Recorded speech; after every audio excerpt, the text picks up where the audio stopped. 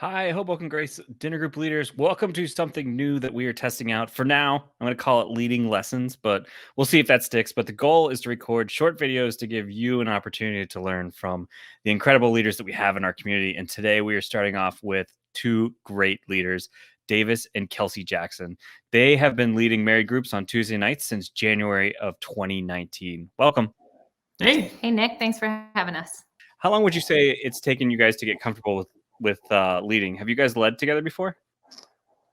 Yeah, no, we so before moving to Hoboken, Kelsey and I started a couples group in our church in Princeton. So that was our first step into that. And then we were both in separate men's and women's groups. But coming out of FPU a couple of years ago, found it was a great opportunity for us to lead again. And that's how we ended up here. Yeah, awesome. And would you guys say that, like, did your group gel right away? Did you guys have to work on that? What did that look like for you guys inside your group? I'd say it's a bit of a process. I think, so January 2019, walking in, actually none of the couples in our dinner group had ever been in a dinner group before. So I think that was something new we really had to navigate. Not that they'd never been in different types of small groups and things, but I think, the way that we were doing dinner group of actually sharing a meal together and discussing that was kind of a new thing. And so, we knew that right away. So I think, it takes some time. I would say it happens in levels. So in the beginning, it was like just kind of that cursory getting to know each other a little bit about what people like to do, where they're from. And then I would say it probably took, and this was, of course, pre-COVID, so more in person. It was all in person. And so I would say it probably took until the summer, like late summer. So 7 or 8 months to really feel like we were getting past that like initial answer or, to dig a little bit deeper. And then, as time has gone on, these last year, we added a couple of couples, and then we've had some transition in our group. And so we just recently added some more couples as others have moved and just various life changes. And I think you sort of revisit that every time some change happens. And that's actually a good thing. I think the first time we had to do that, we were a little apprehensive to make change because we had gotten to this amazing place in the dynamic of our group. And then it was like, oh, we're throwing a few new people in, and we didn't really know what that would do. And it ended up, of course, being amazing. But I think getting to that level of comfort again, you sort of had to not start over, but you wanted new people to feel welcome, but also existing people to feel like, they were still safe to share. So again, you sort of start that, and we're in that process right now, and being virtual obviously makes that a little bit more challenging, but I think it's kind of ongoing. It's something that you have to continue to work at, but then talking about the tensions between, someone new and someone else that's coming in, anything that you do that's kind of intentional that sort of helps with that to bring someone new in and while still keeping the regulars happy and a part of that? Yeah. So I mean, just from, kind of when COVID started, we've been virtual ever since. So meeting online, but mostly online. Yeah. But I would say, when the weather was nice, we made a real point to try to, meet outside when we could, when the weather was good. But also to try to do something outside of, just the dinner group structure, socially too. I think was really important for bringing new couples in, and, important to have that structure that we still have in dinner group, focused on the message in that part of dinner group, but also important for us to, build that relationship on like a more social level. So we made a real point to, even when we were meeting in person too, to try to do something as a group outside of just our Tuesday nights, together, at least once a month or so.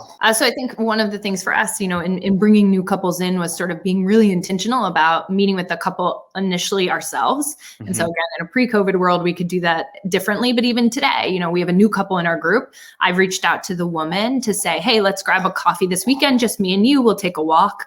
And then, in a few weeks, I think we'll encourage, and we'll kind of tap somebody else in the core group who's been a member for a while to say, hey, do you mind reaching out and, welcoming this new couple? Maybe you guys can get together. And then that way they're really coming into the fold and feeling like they're an integral part. Yeah. And especially just where it's not us as like the teachers or anything in that part of the group too, where it's, we're really making sure that we're building those relationships and facilitating helping facilitate those relationships with our group too. And having the other people reach out is helpful with that. Yeah, I really like one of the things that you guys were talking about was tapping someone else. And what's really good about that is that oftentimes when people come into a group, they kind of expect the leader to do that, to reach out, to check in.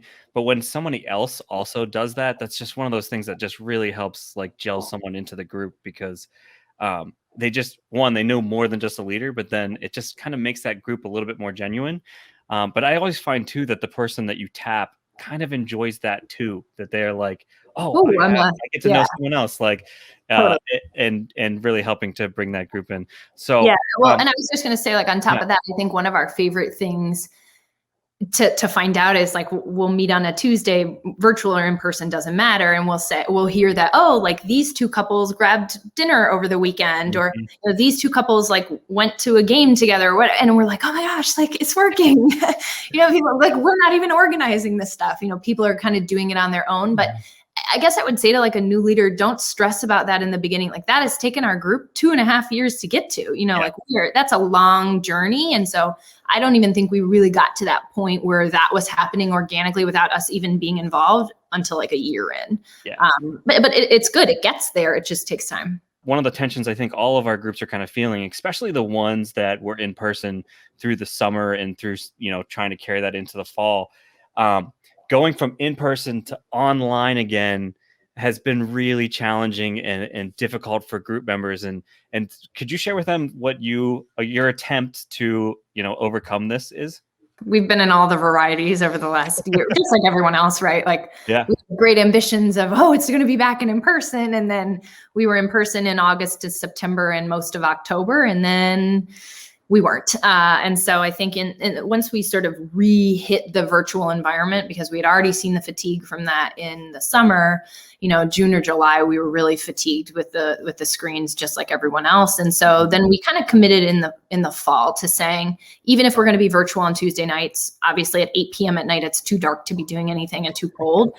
We're gonna try to pick the warmest day of the weekend in the middle of the afternoon, and we're gonna do something. So outside. So we've done, pizza in the courtyard here, and we were all bundled and the pizza got cold fast, but like at least we were together, and we did the coffee crawl. So that was a really good, hey, let's get together. And then we decided after that we could make up our own crawls of like, we could do a pizza crawl, we could do a mozzarella crawl, we could do all kinds of things. And so it's just the commitment, not just because we have new group members, but we know it's really good for our existing group members. The in-person matters a lot. And right now people aren't traveling anyway, so they're around. It's actually a lot easier to say, hey, what are you doing Saturday? And people say nothing.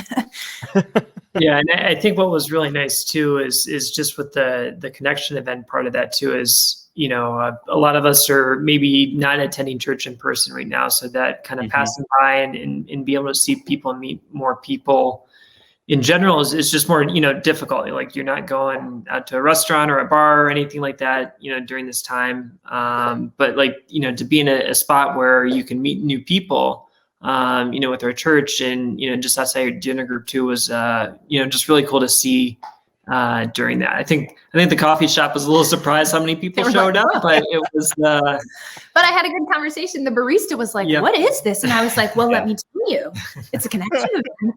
Do you know about connection events? You need to know about these." Yeah, he was really happy with us. He wanted us to come back, so we'll have to definitely do that again. But Kelsey Davis, thank you so much for sharing with us. This was so helpful. Leaders, if this was helpful or you enjoyed it, can you let us know somehow?